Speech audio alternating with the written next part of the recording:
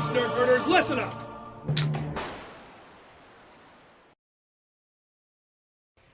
Welcome back to the Captain's Commentaries. I'm Captain Xavier, and these are my commentaries. As last weekend was End War, and next weekend is HvZ, I figured now would be a perfect time to cover my advice on humans versus zombies. Now, it might have made more sense to do it early enough that people going to those events could have benefited from it. But this way, people will be able to use the advice to prepare loadouts and get ready for the games that will be played in the fall at college. Since that is where the majority of HvZ is played. I think it's played on 700 college campuses at least, probably more by now. And so, what I'm going to be covering in this first episode are what I'm going to refer to as the civilian loadouts. If you've never read the Zombie Survival Guide, I highly recommend it. It's a fantastic read. The guy who wrote it seriously. And so I'm going to be drawing some concepts from there because he wrote that as a civilian guide. He understands that the military has their own way of doing things. They have tanks and machine guns and training. And so they're going to do, a completely different style of zombie fighting than, us normal human beings would, us normal civilians.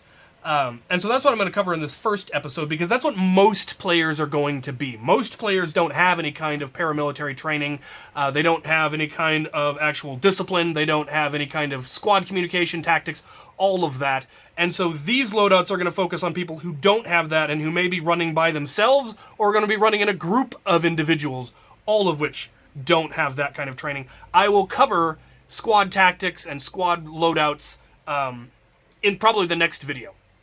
So when I say I don't recommend a certain thing, keep in mind I'm not talking about myself in the way that I played, as an NPC, as a Black Knight with, who doesn't have to worry about getting tagged, who has pretty much infinite ammunition, who has a squad of trained troops to be running with.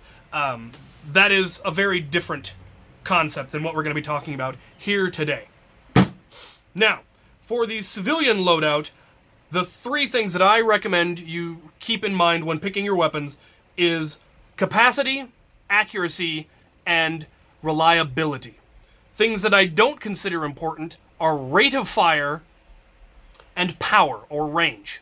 And the reason I don't consider those important is HvZ is going to be played mostly at point-blank range. The zombies are going to be trying to physically tag you. They are going to get close to you. So you do not need a blaster that hits really, really hard. And you really don't want a blaster that hits really, really hard because that's going to hurt people. And that's not fun.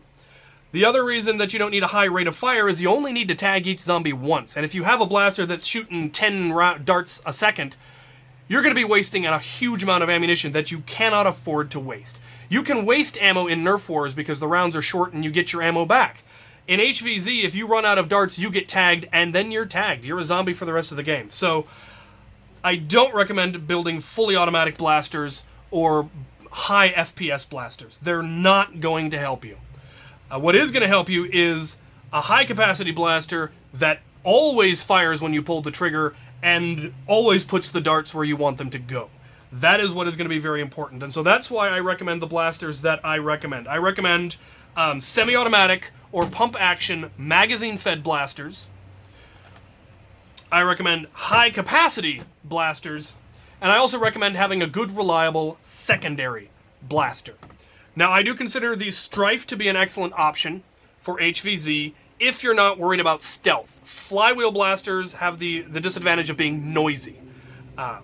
And they take batteries, which is also a disadvantage because spin-up can be an issue. If you have to wait that fraction of a second for your blaster to spin up before you fire or it'll jam, that can get you tagged. So you either need to have the blaster revving all of the time, which is going to wear out your batteries, or you're going to want to upgrade it so it spins up faster and then you're violating the not hitting too hard rule. So it's a blaster that you need to keep those disadvantages in mind. The upside is that the Strife is magazine-fed, it's semi-automatic, which gives you reliable, controlled fire, and it's a fairly accurate blaster if you don't mod it to the nines. One of the disadvantages of modified blasters is that they are inherently less reliable. You have invalidated all of the research development and all of the testing that the engineers that built these things put into them by modifying them, and that is simply going to make them less reliable. You will have not put as much testing as the engineers did, so you cannot claim that your blaster is reliable as theirs are going to be. Even a mild modification, you may have made a mistake and something may fail. The other downside of super high-powered blasters is that they tend to be tuned to a specific ammunition. And if you don't have that ammunition because you've scrounged ammo from the ground in the middle of a firefight, or you've borrowed ammo from somebody else because you ran out, then you start running into the risk of having things like whirlybirds or just wildly inaccurate shots, which can get you tagged. So another reason to go with a stock or lightly modified blaster. But the Strife is a good option, especially if you have a good master key of some kind. I have a Magnus on my HvZ my HvZ Strifle, because sometimes they have zombies that you have to hit them with Mega Darts or higher to do any damage. Rough Cuts are another good option because they fire multiple darts, and sometimes you have zombies that need to get hit multiple times. They also allow you to be less accurate. So if you're, have that snapshot where you need to pop something off real quick and you don't have time to aim, something like a Rough Cut or a Sledge Fire that fires multiple rounds can be a good idea. The Demolisher is also not always a bad idea. It has the same advantages of semi-automatic reliable fire, but it has a rocket launcher, and sometimes there are zombies that have to be hit with rockets. Another thing to keep in mind when thinking about your master key or some kind of a secondary or a tertiary is having one good long-range blaster. You don't want your primary to be super powerful because you're going to be hitting people a lot at close range. But occasionally you'll run across a super zombie that their special ability allows them to be dangerous from a distance. And in that case, you're going to want something that can reach out and touch them. Either, possibly a K26 Brast single-shot pistol for that one good shot at distance. Or if you saw the featured fan build, Graham has a Sledge Fire as his master key, and he has a single-shot shell for it, which is a beautiful possibility for, again, that one long-range shot that you need. So in addition to different kinds of ammo, having the option for range, but not as your primary, is something you may want to look into. That's all going to depend on the specific rules of your game. Check them out and find out. Are there special zombies? Do they require special ammo types? Do I have a way of beating them, or am I playing with people who do? So that's my advice as far as Strifes go, or any of its variants. I also still believe that the Alpha Trooper is the best HvZ blaster that Nerf has ever come out with. Even in its stock form, the Elite Alpha Trooper works fantastically. Light modifications can be added, but again, they're not necessary because you're going to be fighting at short range. It's front pump, which makes it easy to operate. It has slam fire, so you can put out a lot of fire if you absolutely need to. And of course, it's magazine fed. So it is a good option. Obviously, anything that's similar is going to work as well. Raiders, Rampages, Retaliators or Recons with pump grips, all of those are similar and thus will work as well. I just personally prefer the Alpha Trooper. After my most recent HvZ, I will now endorse the Artemis as well because it has a very high capacity that you can top up as you go. If you have a large dump pouch full of ammunition, you can continue to top it up whenever you get the opportunity. It also has slam fire, is very reliable, and even stock, it's going to have good range and accuracy. The disadvantage is if you end up in a heavy firefight and you do end up running it dry, this blaster does not reload quickly, whereas magazine-fed blasters, you can swap magazines in a hurry. So you need to make sure that you keep topping it up, if at all possible.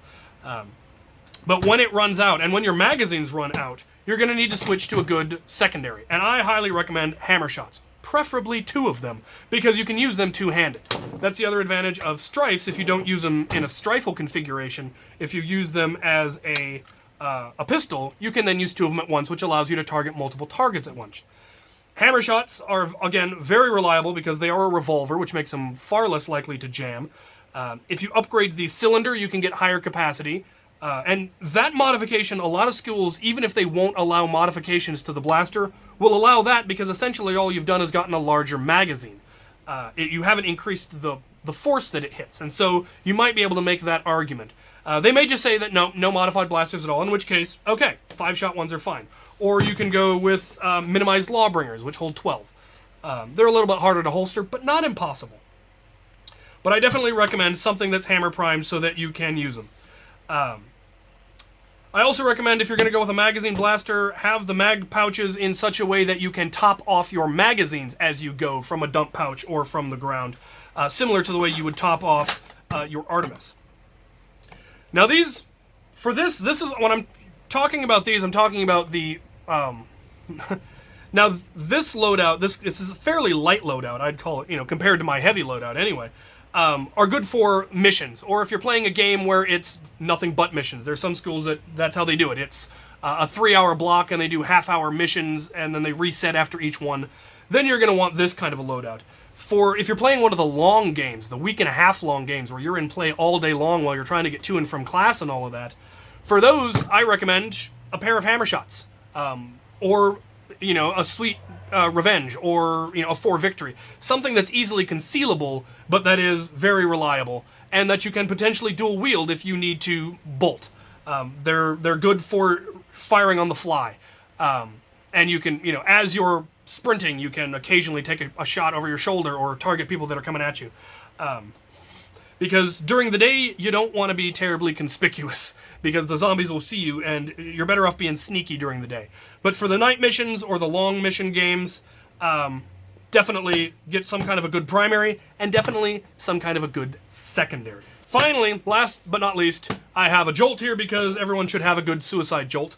And the suicide jolt is not for the zombies. The suicide jolt is for you.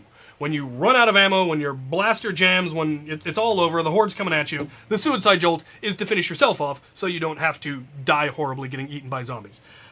You do still need to then play a zombie. It's not a way of getting out of having to play a zombie. You signed up to play the game, and part of the game is playing a zombie when you get turned. You owe it to the players who played zombies for you to shoot, so you really should play a zombie for other people to shoot. But I like that kind of role play of just, this is it, it's all over, pop yourself. And then, rise as a zombie and get in on it. Get used to your equipment as well. Practice with it. Practice switching out magazines. Practice drawing your secondary. Practice switching back to your primary after you've holstered your secondary or dropped your secondary, what have you. Take some time and actually learn to use your equipment properly. And if you have other people that you're playing with, work together with them. And that is what I'll go into for squad tactics, because it's completely different when you have a good disciplined squad to work with. And that is what we will cover in the next one. I hope this one was helpful to some of you. Keep in mind, I'm not saying that your loadout is bad, or that you're doing it wrong, or that you can't run whatever you feel like. These are just the ones that I have seen used to the most success and have used the most successfully. But whatever loadout you enjoy, whatever loadout you like, run with it and have fun. Because that is the goal of HvZ. If you're not having fun, somebody's doing something wrong. Either you're doing something wrong, or other players are doing something wrong. And that's just not how it's supposed to be. HvZ, you will get out of it what you put into it. If you're just a casual player and you just want to run with a simple blaster, and if you get tagged, well, oh well, that's perfectly fine. I have seen people survive to the last stand armed with nothing but a Tech 6. I have seen people make it through every single mission and survive the last stand armed with nothing but a pair of Mavericks. So you don't need a super powerful blaster if you can play smart. But these are the blasters that I feel will give you an edge, if you really want one and you want to get into it and you really want to survive the apocalypse. So have a good time, be safe, stay human, and thanks for watching.